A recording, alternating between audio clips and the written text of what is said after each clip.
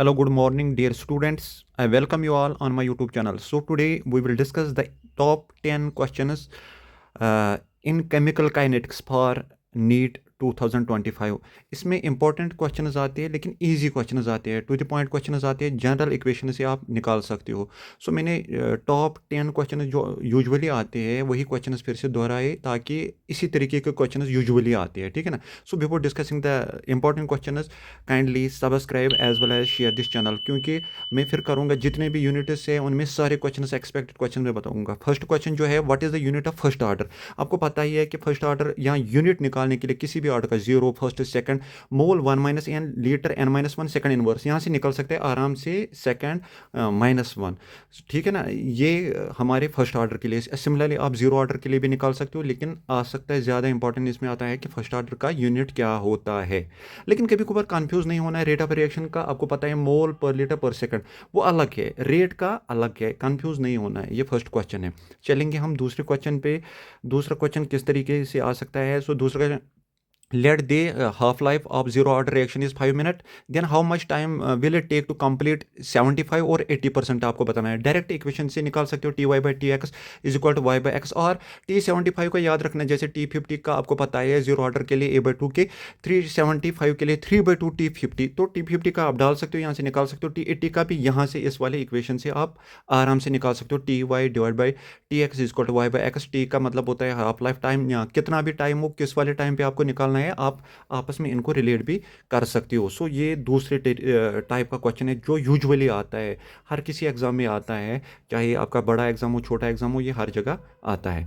चलेंगे हम अब तीसरे क्वेश्चन पे. तीसरा क्वेश्चन हम देखेंगे किस तरीके का आता है. ठीक, आपको साथ में ये ख्याल रखना है कि क्वेश्चन इसी के आसपास आ जाएंगे, ठीक है ना. लैंग्वेज डिफरेंट होगी या वैल्यूज डिफरेंट होंगे, बाकी क्वेश्चंस ऐसे आते हैं.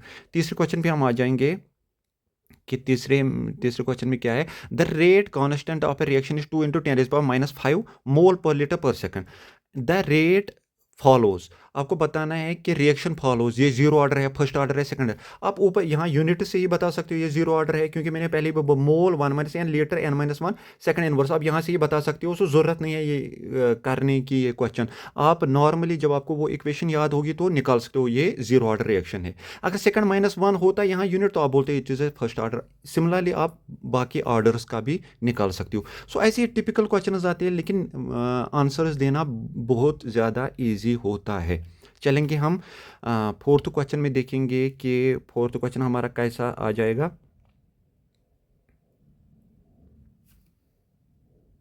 चलिए ठीक है, हमारा फोर्थ क्वेश्चन है. In the reaction to A plus B gives A two B, if concentration of A is doubled and B is half करना है, देन द रेट इज. आपको पता है रेट ऑफ रिएक्शन किसके बराबर होता है. मोलर कंसंट एक्टिव मास जो लाफ मास सेक्शन है, A raise power 2 B raise power 1. अगर आप ए डबल करोगे, 2a लोगे, बी कम करना है हाफ. सो जब आप ये निकालोगे, यहाँ इक्वेशन सॉल्व करेंगे, आपको 2 टाइम्स आ जाएगा पहले से, ठीक है ना. ऐसे भी निकाल सकते हो, यहाँ कोई और मेथड से भी निकाल सकते हो, लेकिन ये क्वेश्चन यूजुअली आता है. सो 2 टाइम्स है. अगर आप ए की कंसंट्रेशन बढ़ाओगे डबल, बी की कम करोगे, तो आपकी जो रेट ऑफ रिएक्शन है that will be 2 times the rate of first one, ठीक है ना. सिमिलरली हम चलेंगे और एक क्वेश्चन पे, हम देखेंगे और एक क्वेश्चन कैसा है. फिफ्थ क्वेश्चन देखेंगे. चलिए फिफ्थ क्वेश्चन पे चलेंगे. The plot of time versus log C gives a straight line with slope equal to. So अगर आप प्लॉट करोगे T versus log C, it gives, आपको बताना है फर्स्ट ऑर्डर के लिए स्पेशली इन्होंने दिया है क्वेश्चन में. आई थिंक दैट, हाँ, yes, they have given for first order. आपको पता है फर्स्ट ऑर्डर के लिए rate constant is equal to ln C0/Ct. So taken log, अगर हम नेचर 10 वाला लॉग अगर हम 10 वाले लॉग में कन्वर्ट करेंगे तो हमें 2.303 से इसे मल्टीप्लाई करना है. वहाँ से हम ये सॉल्व कर सकते हैं आराम से. k equal to 2.30t divide into log C0/Ct. C0 का मतलब होता है इनिशियल कंसंट्रेशन, Ct का मतलब होता है फाइनल कंसंट्रेशन. तो आप यहाँ से ये निकाल सकते हो सॉल्व करके. सो माइनस में आ जाएगा स्लोप माइनस का मतलब होता है, सो उल्टे में ये स्लोप होगा, और इसमें इंटरसेप्ट भी है C0. ऐसे क्वेश्चन आते हैं, आप जीरो ऑर्डर के लिए भी निकाल सकते हो सारे, जो जितने भी ये प्लॉट्स होते हैं, या फर्स्ट ऑर्डर के लिए. यूजुअली ये वाला पिछली बार आया था, तो इसी एंगल का मैंने क्वेश्चन ये दे दिया. सो इसी तरीके के क्वेश्चंस आते हैं। चलेंगे हम और एक क्वेश्चन पे, सिक्स्थ क्वेश्चन पे हम चलेंगे। हमारे पास है the value of T1/2 for zero order के लिए। जीरो ऑर्डर के लिए आपको डायरेक्ट याद रखना है A/2 के। अगर T75 होगा तो 3/2 टाइम्स T50। अगर T आपको 100 T मतलब इनफाइनाइट आपको निकालनी है, 100% कंप्लीट है तो 2 टाइम्स होगा। तो ये ख्याल रखना है, ये याद करना है। यूजुअली ये आता है, इस पर फुल फोकस रखना है कि half life time for zero order reaction is A/2 के। चलेंगे और एक क्वेश्चन पे हम। हमारे पास है the increase in rate of a reaction with increase in temperature. आपने कोलिजन थ्योरी पढ़ा है, आपने रेनॉल्ड्स इक्वेशन पढ़ा है, K is equal to AE/RT। So अगर आप टेम्परेचर बढ़ाओगे, मसला क्या होता है, कोलिजन्स होते हैं, ये भी आंसर दिया है, एक्टिवेटेड मॉलिक्यूल्स ज़्यादा बढ़ते हैं, ये ज़्यादा इंपॉर्टेंट इसमें है। So increase in activated molecules, जितने मॉलिक्यूल्स एक्टिवेट हो जाएंगे वो बढ़ते हैं। हमारे पास यूजुअली खाली कोलिजन नहीं होना चाहिए, एक्टिवेटेड मॉलिक्यूल्स बढ़ने चाहिए। या इंक्रीज इन टेम्परेचर से एक्टिवेशन एनर्जी कम नहीं होती है, ठीक है ना, ये ख्याल रखना है, कम नहीं होता है। हम अपने मॉलिक्यूल्स को एक्टिवेट करते हैं, लेकिन अगर आप कैटलिस्ट करोगे वो चेंज करता है पाथ, यहाँ एनर्जी एक्टिवेशन एनर्जी कम करता है, ये ख्याल रखना है। अगर आपको क्वेश्चन आ जाएगा कि कैटलिस्ट से क्या होता है, डिक्रीज इन एक्टिवेशन एनर्जी। चलेंगे और एक क्वेश्चन पे, the rate of a chemical reaction is doubled for every 10 degree rise in temperature if the temperature increase to 60 degree the rate of a reaction. ये question बहुत easy है, आपको बस देखना है कितने टन्स आपको बन जाते हैं। आपको पहले 10 है ऑलरेडी, आपको 60 तक देखना है। 60 माइनस 10 बन गए 50। 50 का मतलब होता है 510। सो 510 का मतलब होता है n क्या होगा, जनरल हमें इक्वेशन में डालना है 2 रेज़ पर n इज इक्वल टू 5। सो जब आप n 5 डालोगे यहाँ 32 टाइम्स आपकी रेट बढ़ जाएगी। सो आप अगर टेम्परेचर 10 से 50 तक बढ़ाओगे आपकी रेट 32 टाइम्स बढ़ जाएगी। ये क्वेश्चन यूजुअली आता है, इस पर फोकस करना है अच्छे से। चलेंगे और एक क्वेश्चन पे हम। हमारे पास है फर्स्ट ऑर्डर है specific rate 10⁻² second, how much time will it take for 20 gram से हमें कहाँ 50 ग्राम तक आना है। हम देखेंगे integrated rate law for first order K1T equal to 2.303 log C0/Ct। हमें पता है स्पेसिफिक रेट इन्होंने दिया है, वो ऑलरेडी जब हम इस इक्वेशन को सॉल्व करेंगे तो आंसर भी निकल जाएगा। आंसर मैंने नहीं दिया है लेकिन निकालना है आपको खाली क्या है, कंसंट्रेशन वो चेंज करके देंगे, बाकी जितना भी क्वेश्चन है वो ऐसे ही आपको सॉल्व करना है, ठीक है ना। इसमें आई थिंक दैट 144 सेकेंड आंसर है।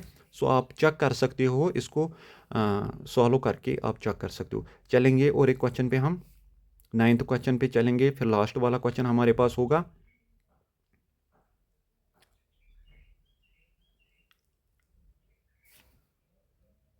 चलिए 9th क्वेश्चन पे, the given graph is the representation of kinetics of reaction Y with X. अगर ये कॉन्स्टेंट ग्राफ है, पहले क्या है, जीरो ऑर्डर के लिए भी बता सकते हो क्योंकि जीरो ऑर्डर में कंसंट्रेशन चेंज नहीं है। अगर आप इंटीग्रेटेड रेट ला देखोगे, zero order D/D is equal to K rate, और यहाँ से कंसंट्रेशन का कोई लेना देना नहीं है, तो स्ट्रेट लाइन ही आ जाएगा आपका, मतलब कांस्टेंट।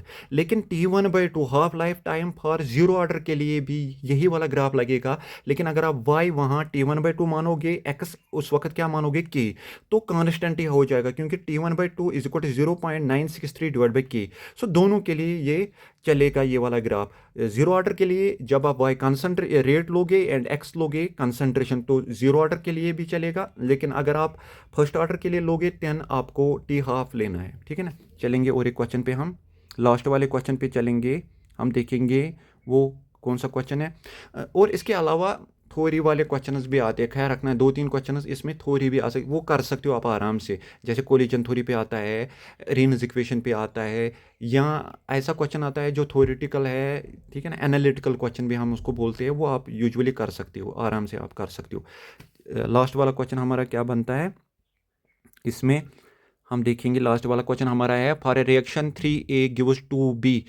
हाँ, आपको डिफाइन करना है कि रेट ऑफ रिएक्शन, अगर आपको रेट ऑफ रिएक्शन या एवरेज रेट ऑफ रिएक्शन निकालनी हो, the correct relationship between average rate of reaction of B with average disappearance of A is given as del B divide by del T। So वो किसके बराबर होता है, हमें पता है, हमें विथ रेस्पेक्ट टू ए निकालना है। सो हमें पता है डिसअपीयरेंस होती है -2 divide by 3 appearance of disappearance of A, हमें ए की डिफरेंस डिसअपेरेंस हमें बताना है, क्योंकि ऑलरेडी इन्होंने गिवन दिया है वहाँ से कि rate of appearance of B, B बनता है, प्रोडक्ट बनता है, जो रिएक्टेंट होता है वो डिसअपेयर होता है, हमें इनकी रिलेशनशिप बतानी है। ऑलरेडी इन्होंने गिवन दिया है अपेरेंस, हमें डिसअपेरेंस के थ्रू हमें बताना है। सो हमें वो वाला टू वही रखना है, मगर माइनस माइनस का मतलब होता है कम होता है, ठीक है ना। लेकिन ख्याल रखना है, कभी कभार ऐसे भी क्वेश्चन आते हैं कि रेट ऑफ रिएक्शन क्या होती है, रेट ऑफ रिएक्शन हमेशा पॉजिटिव होती है, ठीक है ना, ख्याल रखना है। लेकिन डिसअपेरेंस होता है रिएक्टेंट, एपीआर क्या होता है प्रोडक्ट, ये ख्याल रखना है आपको। सो ये वाला क्वेश्चन लास्ट वाला क्वेश्चन था। होपफुली आपको इसमें से सारे क्वेश्चन काइनेटिक्स में आ जाएंगे, काइनेटिक्स यूनिट इसमें ज़्यादा मसला नहीं है, ठीक है ना। हम फिर चलेंगे ऐसे ही इनऑर्गेनिक में भी हम एक यूनिट देखेंगे, यहाँ एक चैप्टर देखेंगे, ऑर्गेनिक में भी देखेंगे। बहुत इंपॉर्टेंट क्वेश्चन मैं निकालूंगा, जितने भी क्वेश्चन मैं दूंगा होपफुली इसी के आसपास या यही वाले क्वेश्चन आ जाएंगे। Thank you for your cooperation.